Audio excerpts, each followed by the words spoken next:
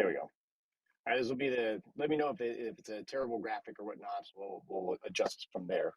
The PC isn't working in the road. But essentially, what we have within Maren-GO Solutions Corporation, we're based out of Vancouver, Washington.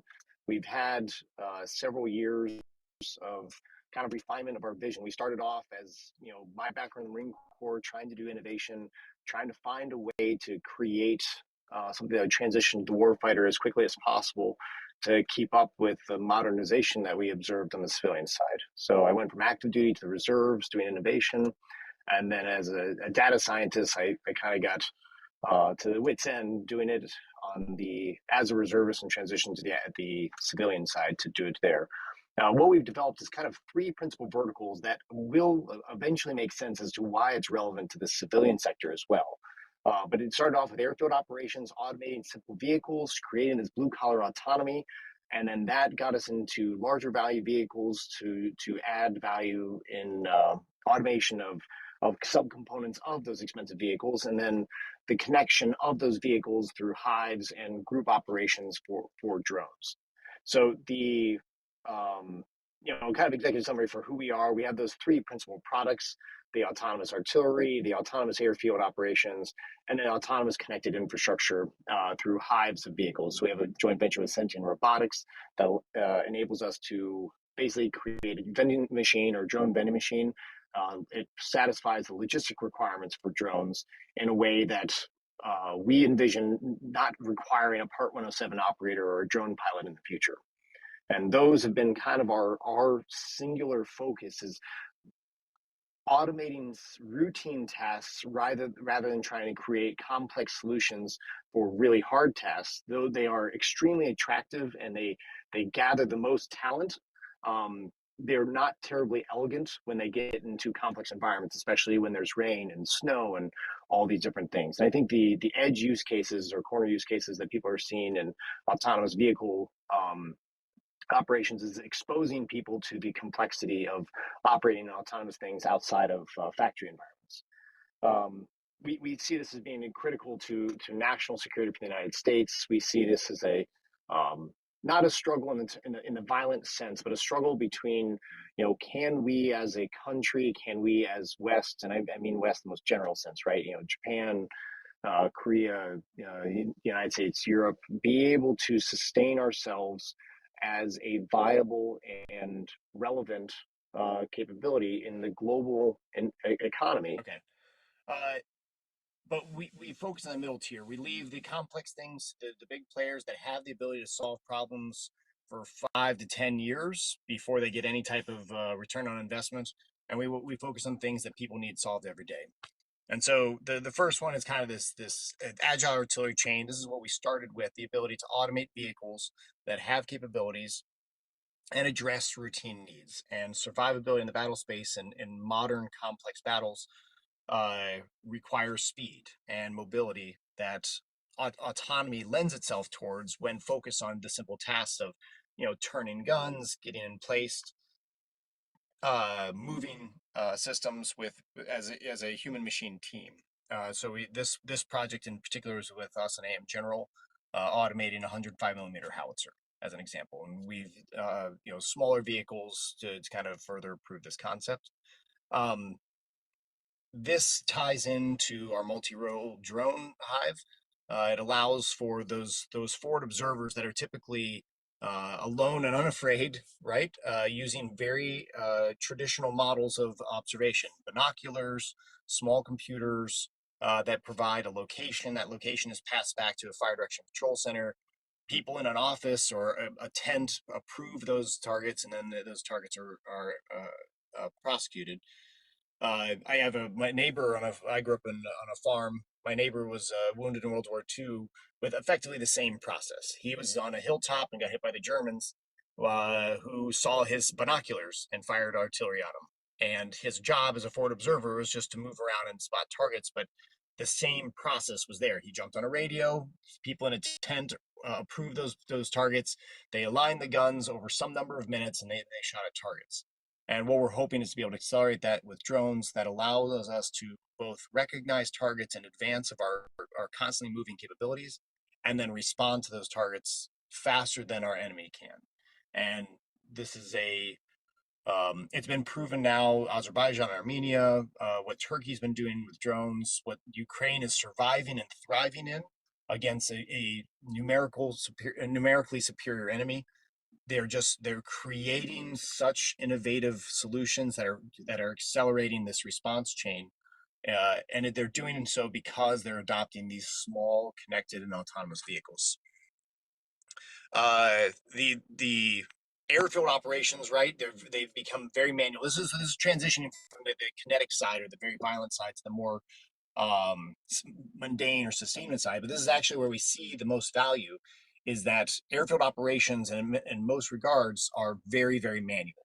And so people go out and do these things called FOD walks, as an example, where 40 to 50, 60 people will walk across an airfield just looking for small pieces of FOD or foreign objects and debris.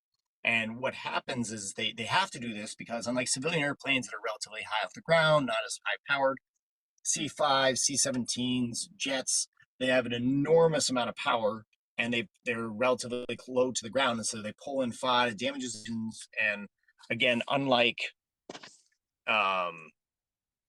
unlike civilian operations, readiness is a factor of survival in many cases, and not just business operating ratios. So we approach Chris, that with just. it seems like your slides is gone. Did you see? Can you see it now? I don't see it now, but I see your camera. Yep. It's going back again. I think it falls asleep actively on the phone every couple seconds or minutes. So I'll try to keep it more active. But the approach we have with the airfield autonomy is just simple, right? It's this blue collar approach. How can we solve problems that happen every day with something that's not high cost? And I think this is something autonomy routinely runs into, is it's too high cost because it's trying to solve all the problems at the same time. And so what we've narrowed down is how can we bite off 90% of those man hours or those personnel hours spent walking an airfield, rather than turning wrenches, providing value added processes. So we created a robot that was able to drive for less than $30,000, avoid obstacles, and cover. It outperforms the personnel, and it's a major differentiator compared to the existing processes. So we're saving almost 40 man hours per day with one of these vehicles, or full-time equivalent hours for one of these vehicles, and that equates directly to 40 additional hours of people improving the readiness of our aircraft. And this base that we're working at was directly tied into the refugee evacuation out of Afghanistan, and the Afghan refugees were overloading these airplanes, and so for every airplane that wasn't able to fly, that was hundreds of people left behind. And so being able to afford operational readiness to those planes, it just shows how we have to reserve capacity and be always ready, and small contributions of autonomy can make a very, very meaningful difference.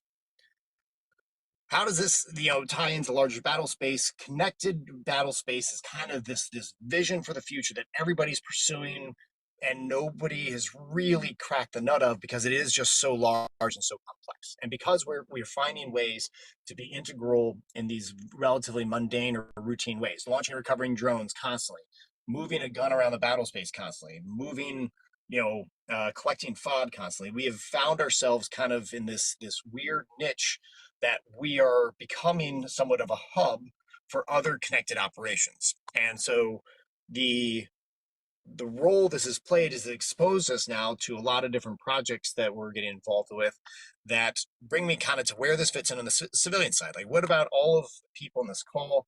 How does this matter to you? How does this matter at all?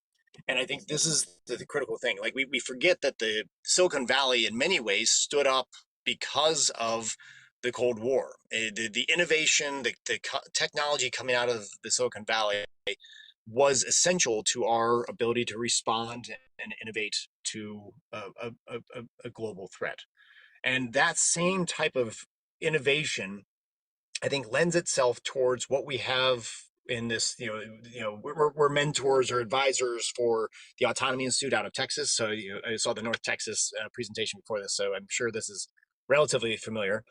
The the Autonomy Institute and what we see we define as like in this Industry 4.0 requires connected vehicles. And because of the work we're doing on the military side, because of the investment going on the military side, we're creating new mini Silicon Valleys or large Silicon Valleys, or finally starting to leverage Silicon Valley, however you want to look at it, that is creating dual use applications, not just to respond to crisis, not just respond to military, but also to respond to everyday commerce.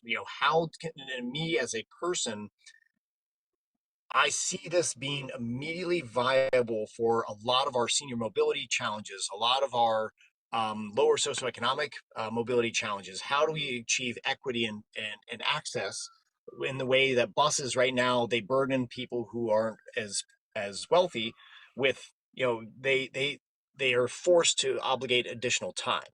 And so our approach to this is to create an intelligent infrastructure solution that leverages the experience and knowledge that we have trying to create expeditionary infrastructure solutions and have those embedded in small communities or large communities. This is just one from Texas. So again, working with the Autonomy Institute and advising them, but we have Bellevue and Vancouver, Washington as kind of two targets to produce an immediate response, and having that intelligent infrastructure be able to support your safety response, your autonomous mobility, but also your intelligent infrastructure. The digital backbone that's necessary to move this much data requires broadband, and that broadband can be spun off not just to the autonomous vehicles, but also to commerce and people working virtually in school and all these other things that we learned during COVID. And then how that will change our society in terms of mobility and digital mobility in this the fourth revolution of economy. And it kind of breaks down just those segments of the engagement process that we're going about. I think the two briefers before me, absolutely spectacular, wonderful discussion about how challenging this technology is in the development process necessary to solve elements of these. And this is where I hope to give hope to people on. I would like to give hope to people on here that there is an immediate application, not just for the research and development of these technologies, but also for the deployment of them, because civil leaders do not know about this and they need to hear about it. And so my role with Autonomy Institute and Terra Trends has been to act as an advisor and mentor for where autonomy is, and try to be more humble or realistic about what it can accomplish when. And I think that's where we're pulling people back from flying cars and things like that that are really only serving the wealthy, to addressing problems that are everyday and routine. How do kids get to school? How do people get down the street to get groceries? Those types of things. This kind of goes into the broadband for all, those types of things that we believe are going to be essential to be able to support autonomous vehicles. Because autonomous vehicles right now, to be able to deploy even the Teslas and things of that nature, it is something that you have to buy into as a private citizen, leaving an enormous swath of our society behind. Whereas if we invest in digital infrastructure, the same as we did with roads, the same as we did with electrical lines and things of that nature, the lessons learned from the expeditionary environment in the military can directly translate into how well and what technology priorities we lay out. And so we think that there's an immediate benefit to our civic well-being by pursuing these intelligent infrastructure solutions and integrating relatively low cost or blue collar technology to advance the overall community. So what we're trying to do, I guess, to keep things, focused, if you will, is create something that would allow everybody access to intelligent solutions rather than just people who can afford it first. And I think that the infrastructure management, the infrastructure deployment, the tracking of vehicles, the awareness that vehicles can share with one another, these are all going to lend themselves towards a more rapid deployment that's going to reduce the amount of wear and tear on roads, that's going to increase availability of US-based manufacturing, that's going to allow for a diversification of our workforce in a way that right now we've seen, but it's very compartmentalized. And I think this is going to be a broader deployment. The more affordable and more accessible it will be. The challenge will always remain, right? How does this remain something that we can manage and maintain relevance in? And I think having programs like this, discussions like this, engaging college students, engaging high school students, engaging civic leaders, the more broadly that this information gets out, the more people will recognize that it is an accessible path. There are, the Mav links, the GitHubs, the PX4s, like Autonomy is right there next to us. The sensors that are out there, communication platforms, they're already deployed and available to be accessed. It just takes people recognizing that we don't have to have $1 million solutions to be involved, and the relevance to solving problems at the local level has never been more prevalent since we were making stuff out of wood. So Chris, So we don't have your screen anymore, but I guess you finished the. yeah, I was done. That was my last slide. Yeah. So Okay. Good. but yeah, that's my hope is like the folks that are creating the remarkable technologies before this, maybe we can connect and just continue the network building. Mm-hmm. Our goals over the next couple of years here are pretty focused on deploying these out more broadly, proving it out in a service rather than just perpetual tech demonstrations. Yeah, great.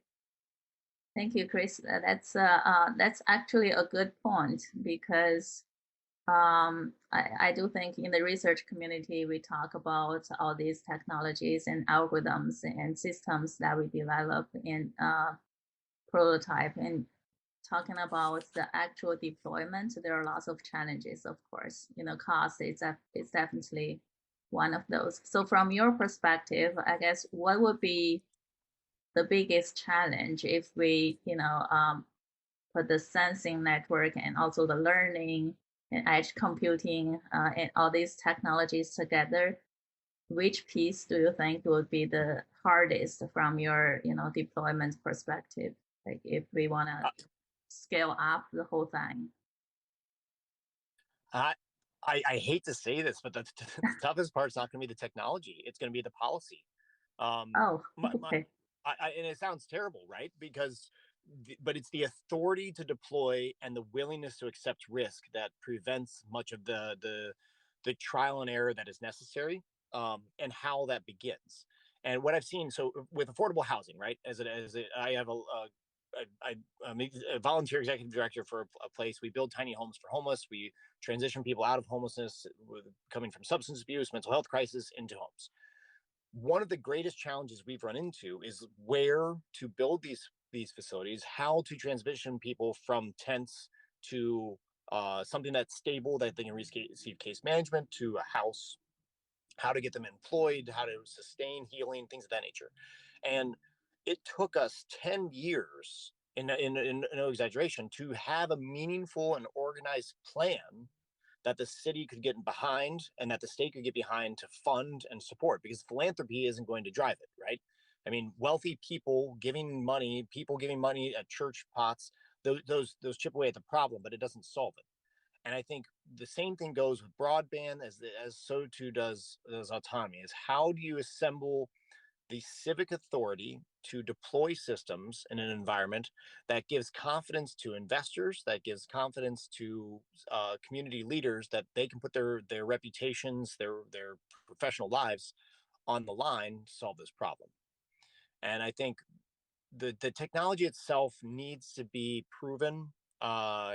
We have these innovation centers, right, where people can deploy their technology, but until it gets into the real environment and is in a sanctioned sense, not just like people deploying things in San Francisco like we might have been involved with in the past, but genuinely deploying it.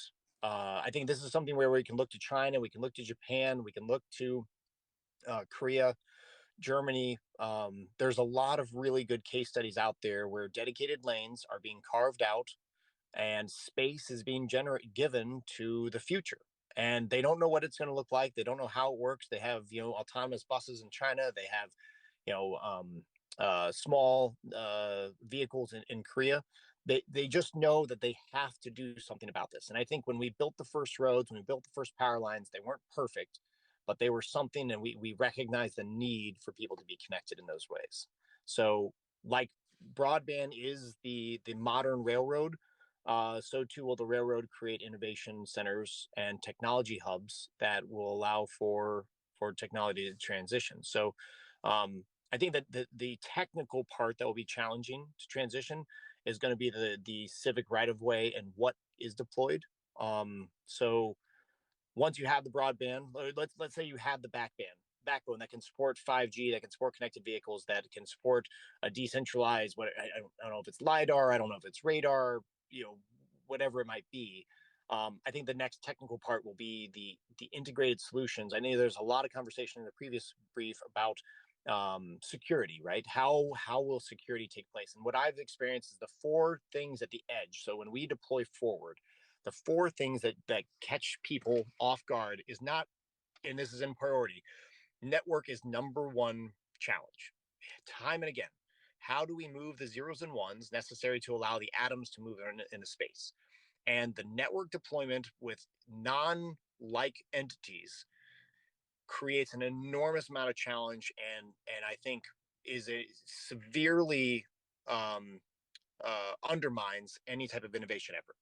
And the same thing is going to be happening here. You're going to have competing Verizon, Comcast, T-Mobile, all these folks, Ziply.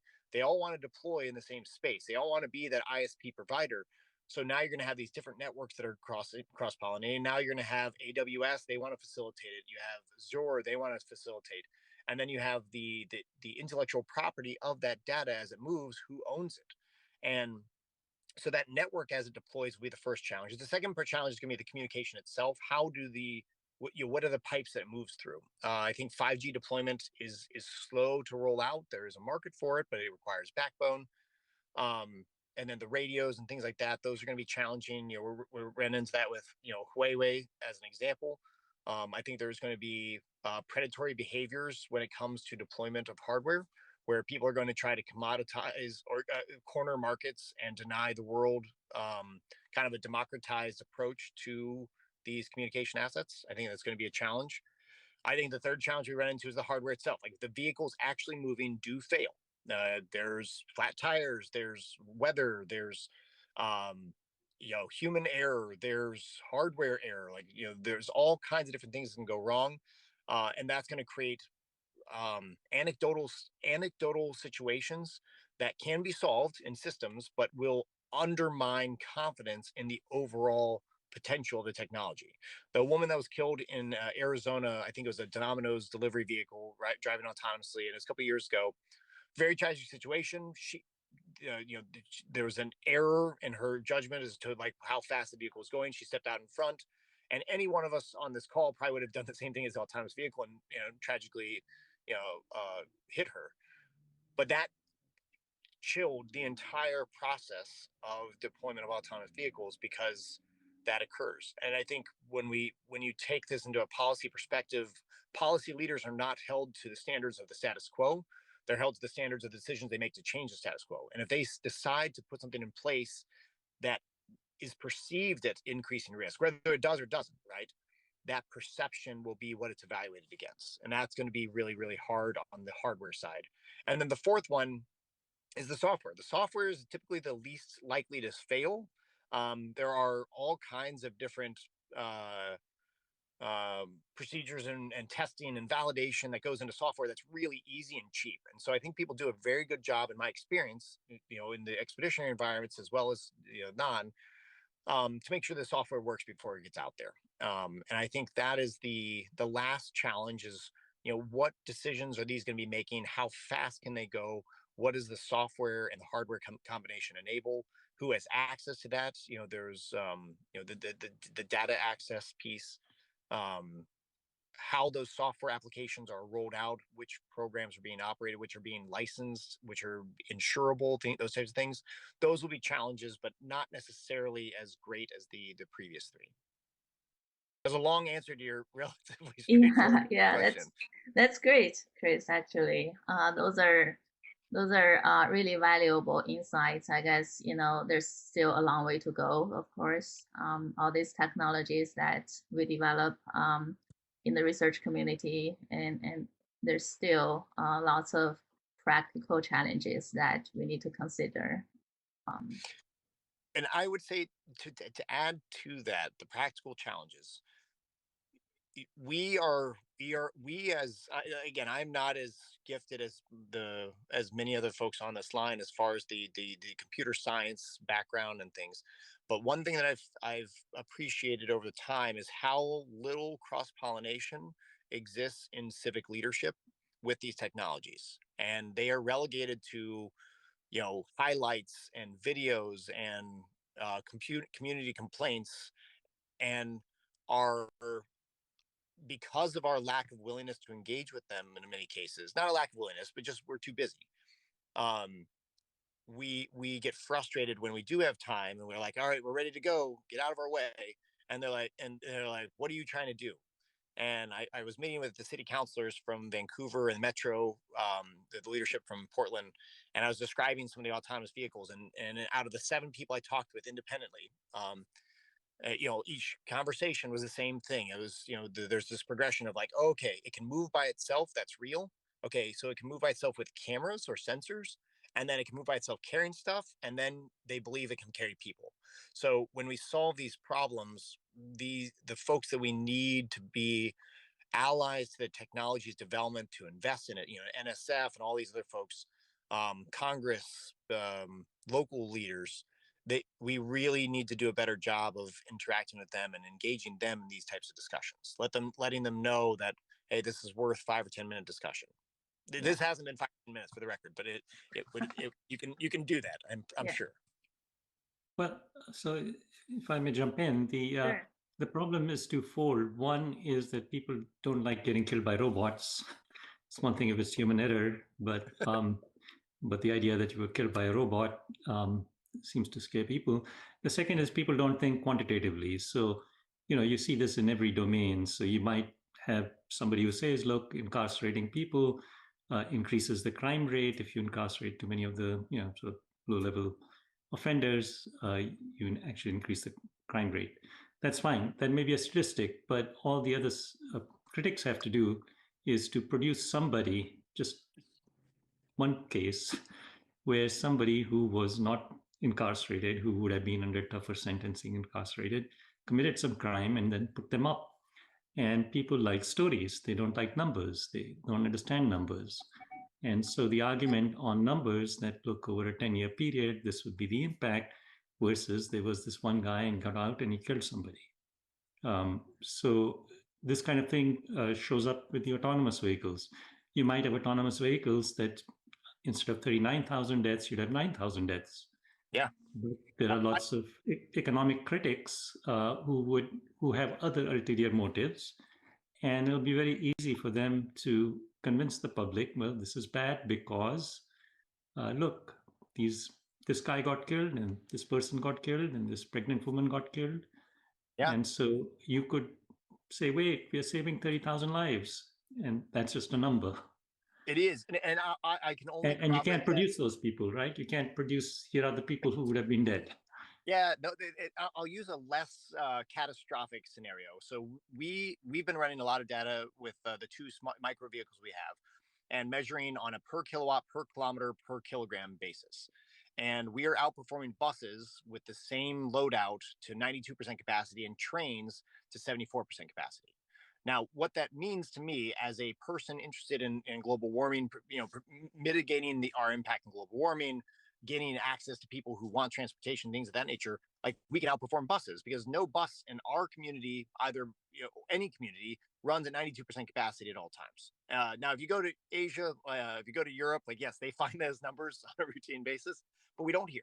And what I find is that people are committed passionately to an ideal of mass transit looks like this. It looks like a bus, it looks like a light rail, it looks like whatever. And my point is that, I tried to articulate, well, you had your time in the sun, you've had 50 years to figure this out, and nobody's adopting buses overnight here. So let's try something else, maybe, and if we can outperform you on this very objective term per kilowatt per kilometer per passenger basis, and then let us try and give us funding the same way as you do a bus. They get I think it's $1.96 per mile right now is the going rate in Southwest Washington for buses, and that's what the public contributes to every fare. And we can operate at $2 per mile. So great, now we have a solution. But when we're met against people who have been passionately pushing for for us to move away from personal occupant vehicles, they see this as undermining that long-term vision. And the ideal, the ideal or perfect outweighs the good. And I think that's, to your point, it's hard to objectively contradict statements of passion and ideology. Yeah, I mean, that's a valid point. Not to sort of prolong the discussion, but my point was also that convincing the public of numbers is a complicated game too, as opposed to narratives and witnesses and stories. Oh yeah. I dragged your point out too much. So, but yes, yeah. Even I don't mean obviously there's a whole bunch of public that is quite far gone as far as data goes, but even you take the New York Times, a very long article on the Tesla, and at the end of the article, 1 page long, whole newspaper sheet. I still get a physical copy. I still had no idea whether Teslas were safer, not safer, if anybody had any idea it was safer or not safer with the self-driving features. It was just somebody was killed and they pushed this technology and somebody was killed. Okay, well, people get killed all the time by cars. Right. So you haven't told me anything. But I want to know, is it safer or not? And that's a complicated question. It's not an easy question. You could look at miles driven, a type of car, where it's being driven, what the weather is, blah, blah, blah. So you could say, well, here's what we know and here are the uncertainties, but there was no quantification anywhere. And that may be because Tesla is hiding its data and so on. So it makes it more complicated, but well, it does. Yeah. I mean, data access and situational awareness from our perspective as the civic onlooker. But I would add to that is that it is even more complex because